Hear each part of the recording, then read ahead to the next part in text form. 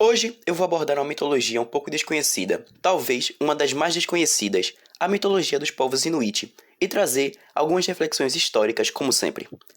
Os Inuit, ou Inuites, são o povo esquimó que habita as regiões frias, as regiões árticas do Canadá, do Alasca e da Groenlândia. Os Inuit são descendentes dos que os antropólogos chamam de povo Thule. Os Thule surgiram no oeste do Alasca por volta de 1000 d.C. Eles foram responsáveis pela disseminação da cultura Dorset, considerada a cultura esquimó, também chamada de Paleoesquimó ou Tuniite. Diferentemente de outros povos esquimós, são sedentários, vivendo em comunidades familiares, preferencialmente em áreas costeiras. Os primeiros contatos dos inuites ocorreram durante o século XV, quando estabeleceram relações com os tripulantes dos barcos de pesca de bacalhau e caçadores de baleias da França. Essa ligação inicial foi de interesse comercial, pois os europeus tinham interesse no comércio de peles praticado pelos inuit. Dessa forma, uma grande parcela dos Inuit deixou de praticar suas atividades tradicionais para se dedicar integralmente à caça de animais, com o objetivo de obter peles e lucrar com isso. Durante o século XIX, operações madeireiras substituíram o comércio de peles. Essa nova atividade, combinada com o movimento de pessoas vindas da vila de St. Lawrence, privou os Inuites de muitos de suas áreas de caça. Por volta de 1950, o governo federal do Canadá criou novas reservas, Ouastat, Maliotenam, Machugan, Lahoman, Matinegshaw e Migan. Os inuites também moravam em Pacuxip, embora essa área não tivesse a designação de reserva indígena.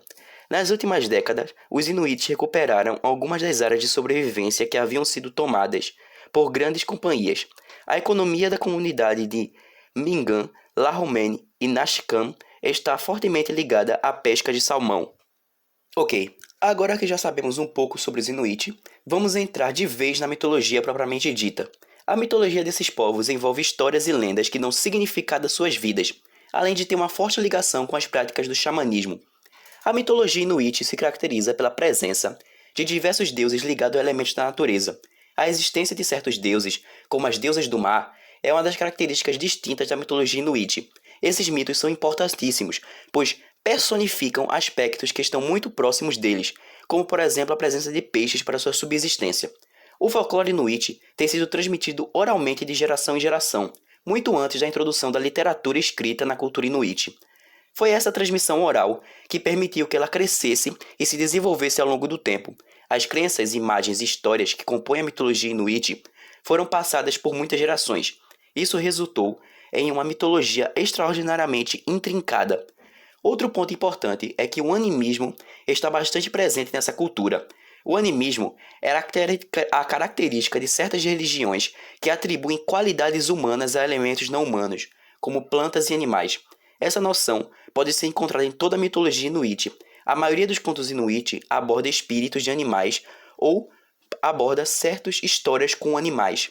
Uma das histórias mais tradicionais dos inuit é a de que existem reinos sob as ondas, dentro da terra e no céu. Acredita-se que certos xamãs, chamados Angakoks, habilidosos, possuem a capacidade de entrar em transe e em sonhos, viajando para locais que os mortais comuns só encontrariam na vida após a morte. Esses xamãs têm a capacidade de viajar para esses mundos em sonhos. A ideia de que xamãs podem acessar outros planos de existência é algo muito comum nas crenças humanas. Um exemplo clássico são as pitonisas na Grécia e os líderes religiosos dos povos indígenas aqui no Brasil. Agora vamos falar um pouco sobre os deuses dos Inuit.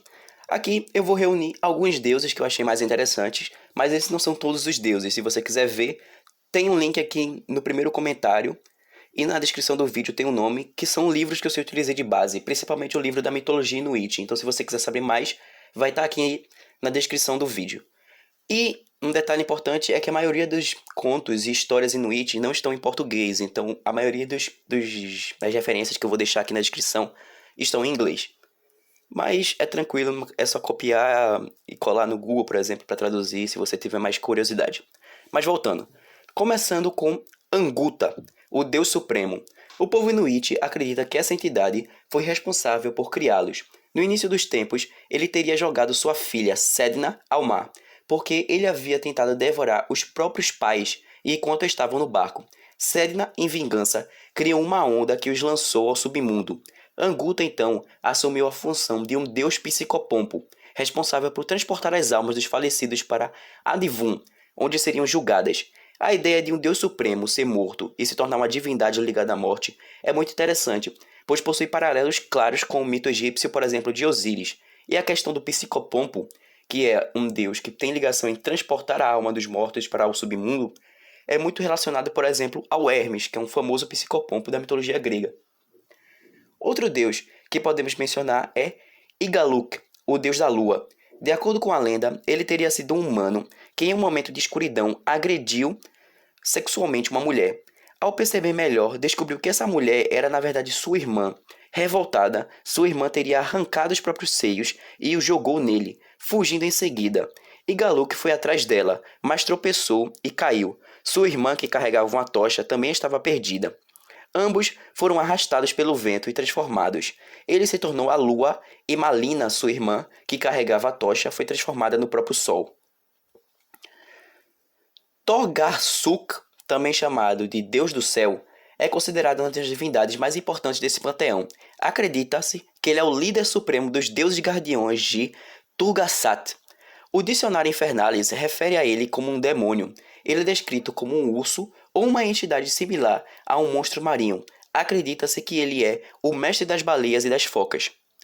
O povo Inuit também tinha uma forte ligação religiosa com o oceano e toda a vida marinha. Eles consideravam o mar extremamente sagrado. Nessa perspectiva, Sedna é considerada uma divindade extremamente importante, pois representa o próprio oceano e é uma figura central em diversos mitos, como já mencionei. Sua narrativa foi publicada em vários formatos diferentes e é amplamente disseminada no Canadá, sendo chamada de Mãe do Mar. Agora que vimos um pouco dos deuses dos Inuit, vamos passar agora sobre algumas criaturas mitológicas que existem nos contos Inuit. Vamos abordar, então, começando pela Kalupluit. Essa criatura é uma figura muito semelhante ao bicho-papão ou ao nosso homem do saco, já que é dito que essa criatura é responsável pelo sequestro de crianças que desobedecem seus pais. Disse que ela vaga pelas bordas do gelo e, ao encontrar jovens lá, os carrega em um amuitik, uma espécie de bolsa de peles, e então afoga as crianças. É dito que essa criatura é muito feia e tem um cheiro repugnante de enxofre. Além disso, teria uma cor azulada semelhante a uma criatura assustadora, com cabelos longos e garras. Também é dito que consome as crianças para se manter imortal e que dorme em cavernas geladas. Essa lenda surgiu para explicar o desaparecimento de crianças em locais de sobrevivência difícil e como uma forma de alertar os mais novos para não andarem sozinhos. Outra criatura assustadora desse folclore é o Mahara, capaz de matar as pessoas congelando-as ao entrar em contato com elas.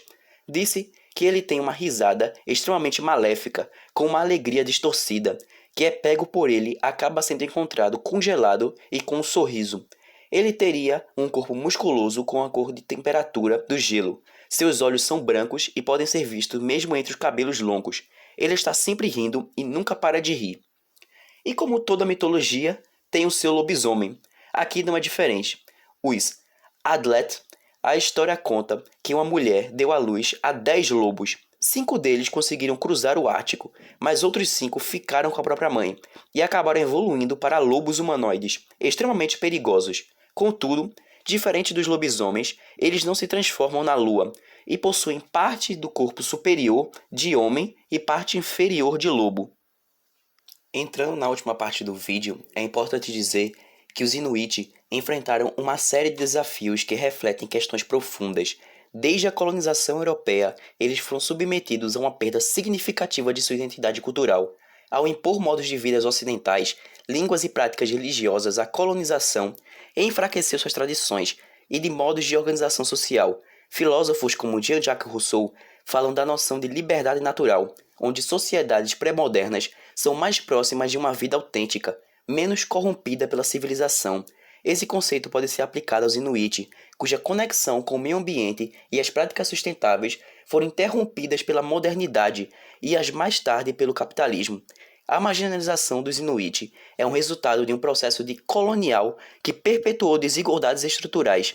Em termos de políticas públicas, o Estado/nação moderno muitas vezes negligenciou as necessidades dessa população impondo escolas residenciais que tentaram assimilar os inuites à cultura dominante e ignorando a precarização das condições de saúde e habitação nessa região. Isso gera problemas de desigualdade social, levando a altos índices de suicídio, dependência de substâncias e exclusão econômica. Outro fator central para os inuites é a questão ambiental. As mudanças climáticas afetam diretamente seu território e forma de vida, já que o Ártico está aquecendo muito mais rápido do que o restante do planeta. Aqui, podemos fazer um paralelo com a crítica filosófica do antropocentrismo, onde o homem moderno coloca seus interesses acima da natureza. A destruição ambiental que os inuites enfrentam é uma última análise, uma consequência do desenvolvimento descontrolado e da falta de consideração pela interdependência entre seres humanos e o meio ambiente. Os Inuit, portanto, vivem uma luta pela preservação da sua identidade, seus territórios e suas formas de vida. Essa situação nos convida a refletir sobre as implicações éticas e filosóficas da modernidade e da globalização, e a urgência de repensar nossa relação com culturas indígenas e com o planeta como um todo. Mas, por hoje é só, era isso que eu queria conversar com você. Aí tá passando vários vídeos do canal que eu recomendo, inclusive recomendo os 2 últimos vídeos aqui do canal, que é O Homem Invisível e o Anel de Giges e A Dança da Morte. Então muito interessante, eu recomendo você ver. Se curtiu, não esqueça de dar um like e seguir aqui o canal. Até a próxima.